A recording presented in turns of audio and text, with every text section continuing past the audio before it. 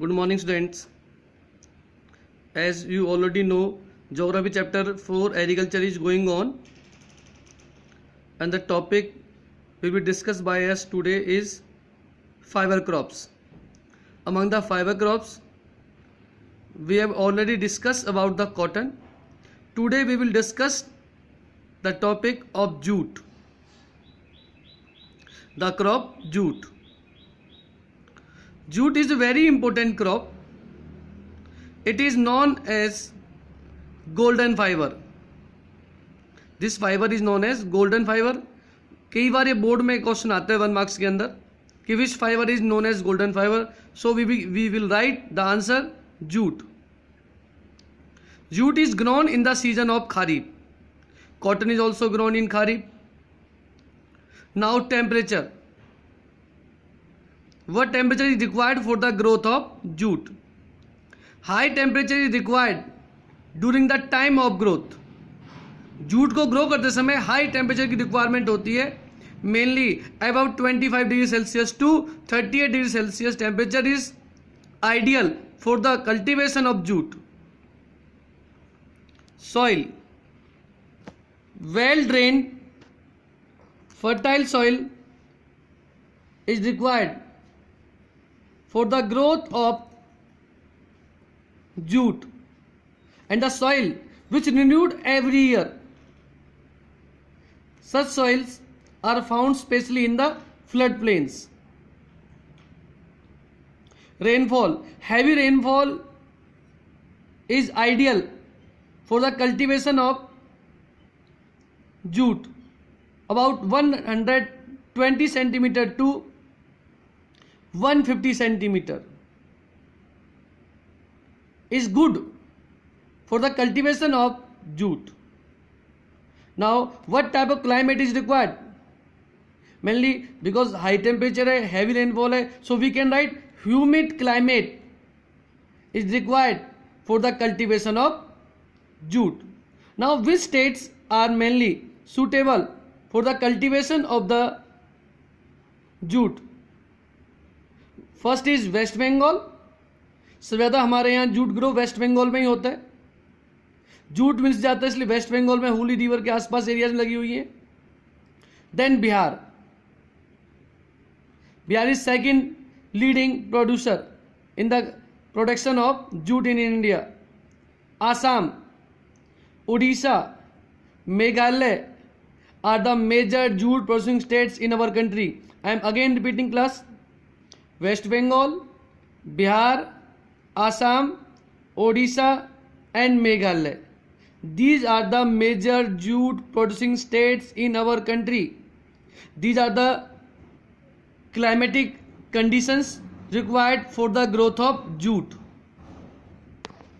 Now beta, we will discuss about uses of jute. Jute is used for different purpose. Mainly it is used in the making of gunny bags. It is also used in making mats, ropes, yarn, carpets and other artifacts. different things के अंदर, different items के अंदर हम jute को use करते हैं. Even government policies के बाद से जूट का यूज और बढ़ गया है बिकॉज गवर्नमेंट्स ने पॉलीथीन्स को यूज बैन कर दिया है. लगातार जूट की इंटरनेशनल और नेशनल इंटरनल डिमांड्स लगातार बढ़ती जा रही हैं. But due to its high cost, लेकिन ये बहुत महंगा पड़ता है in comparison to the other synthetic fibres. It is losing market to synthetic fibres and packing material. Mainly packing materials में हम इसे यूज करते हैं और सिंथेटिक फाइबर से कंपेरिजन में इसकी कॉस्ट ज़्यादा है. स्पेशली नाइलॉन बहुत चीप पड़ता है लगातार, इसलिए इसकी मार्केट पर फर्क पड़ता है, इसकी मार्केट कम हो जाती है. बट जब से गवर्नमेंट की पॉलिसी चेंज हुई है इसकी मार्केट बढ़ी है. बट यदि इसकी कॉस्ट थोड़ा और कम हो जाए, इसका प्रोडक्शन और बढ़ाई जाए तो शायद इसका यूज और बढ़ सकता है because it is environment friendly also. Now we will discuss about a movement that is known as Bhudan and Gramdan movement. Mainly this movement was initiated by the Vinoba Bhave. First of all, we discuss about that. Who was Vinoba Bhave? Vinoba Bhave was declared as spiritual higher by Gandhi ji. Spiritual means Gandhi ji ने विनोबा भावे को अपना आध्यात्मिक उत्तराधिकारी उत्तराधिकारी declare किया था. गांधी जी ने स्वयं विनोबा भावे को अपना कहा था कि ये मेरे आध्यात्मिक उत्तराधिकारी होंगे. Vinoba Bhave ji participated in satyagraha as one of the 4 most satyagrahi. Gandhi ji ने जितने सत्याग्रह चलाए थे ऑलमोस्ट सभी सत्याग्रहों के अंदर सत्याग्रह मीन्स सत्य प्लस आग्रह, ट्रूथ एंड नॉन वायलेंस से बेस पर जितने आंदोलन गांधी ने चलाए थे उन सभी के अंदर उन्होंने आगे बढ़ चढ़कर हिस्सा लिया था as a one of the satyagrahi. Even Vinoba Bhave ji was a supporter of the concept of Gram Swaraj. The concept of Gram Swaraj was supported by, initiated by the Gandhiji, and this concept was also supported by Vinoba Bhave. तो कहीं ना कहीं वो गांधी जी के विचारों से बहुत ज्यादा प्रभावित थे. Next,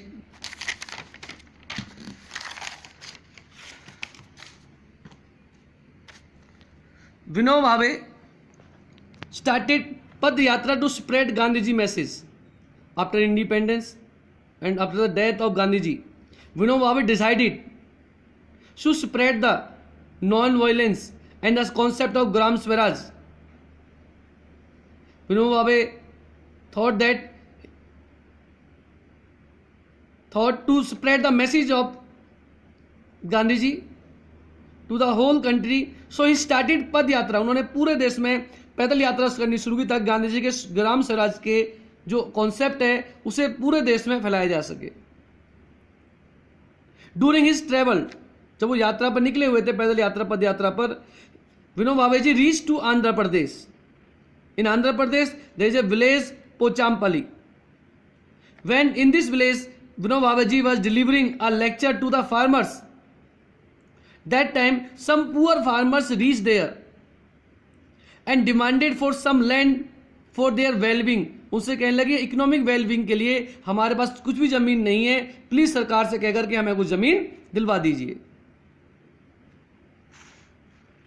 Vinoba Bhave ji not promise to them. Gandhi ji Vinoba Bhave ji उन्होंने उस समय वादा तो नहीं किया, बट ही अश्योर्ड देम, लेकिन उन्होंने विश्वास जरूर दिलाया that he will talk to the government on their behalf, कि उनके बिहाफ पर वो गवर्नमेंट से बात करेंगे और उनके लिए कुछ जमीन का प्रोविजन कराएंगे. इफ दे फॉलो, यदि वो कहीं ना कहीं कोऑपरेटिव फार्मिंग को बढ़ावा देंगे, कोऑपरेटिव फार्मिंग करेंगे, मिलजुल कर फार्मिंग करेंगे, तो शायद सरकार से कहकर के उन्हें जमीन दिलाने की वो कोशिश जरूर करेंगे. So he assured them, not promise them. उसी मीटिंग के अंदर जहां वो विनोबा भावे जी लेक्चर दे रहे थे, एक श्री रामचंद्र रेड्डी नाम के व्यक्ति बैठे हुए थे. सडनली ही स्टूड अप, वो अचानक खड़े हुए. एंड ही ऑफर्ड हिज 80 एकड़ ऑफ लैंड. उन्होंने अपनी 80 एकड़ जो जमीन थी, कहा कि अपनी 80 लैंडलेस विलेजर्स को, ग्रामीणों को डिस्ट्रीब्यूट कर दी. वो खड़े हुए और कहा कि मैं अपनी जो 80 जो एक लैंडलेस फार्मर जमीन मांग रहे हैं, इन 80 मेरे पास 80 एकड़ जमीन है, 80 एकड़ जमीन को मैं इन लैंडलेस फार्मर्स को डिस्ट्रीब्यूट कर रहा हूं, दान कर रहा हूं. उन्होंने जमीन दान की थी. जमीन को हिंदी में भू भी बोलते हैं. So this act was known as Bhoodan. इसलिए इस मूवमेंट को, इस प्रोसेस, इस इंसिडेंट को भूदान कहा गया. लेटर इस आइडिया से विनोबा भावे इतने प्रभावित हुए, ही इंट्रोड्यूस और स्प्रेड दिस आइडिया. उन्होंने वाइडली पूरे देश में इस आइडिया को स्प्रेड करने का, इंट्रोड्यूस करने का विचार किया. And he travel in the India and introduce the idea of Bhoodan. Some zamindars, village owners, कुछ जमींदारों ने, कुछ विलेज मालिकों ने जिनके पास बहुत सारी जमीन थी, offer to distribute some villages. कुछ जमींदार, कुछ विलेज ओनर्स थे तो पूरे के पूरे गांव ही लैंडलेस फार्मर्स को डोनेट कर दिए. जब विलेज को हिंदी में ग्राम बोलते हैं संस्कृत के अंदर, सो हिंदी में गांव, संस्कृत में ग्राम. सो when the whole village was donated by some zamindars or village owners, this act was known as Gramdan.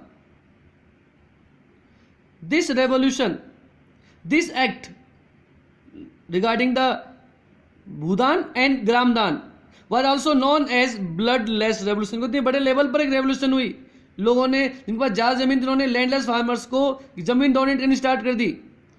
इसमें कोई खून खराबा नहीं हुआ, लड़ाई झगड़ा नहीं हुआ। That's why these movements are known as bloodless revolutions. कुछ लोग ये भी कहते हैं कि जो विलेज ओनर्स ने जो जमीन दान की थी उसके पीछे कहीं ना कहीं उनके मन में एक डर भी था। उन्हें लोगों को डर था कि शायद सरकार एक लैंड सीलिंग एक्ट लाने वाली है, जिनके पास ज़्यादा ज़मीन है सरकार उसे ज़मीन छीन करके जिनके पास नहीं है उन्हें देने वाली है। इससे अच्छा कि पहले ही लैंड डोनेट कर दी जाए और कुछ नाम कमा लिया जाए। इस डर से भी उस लोगों ने जमीन डोनेट करनी स्टार्ट कर दी थी। So that's all for today, students. In next video, we will discuss about the reforms in agriculture.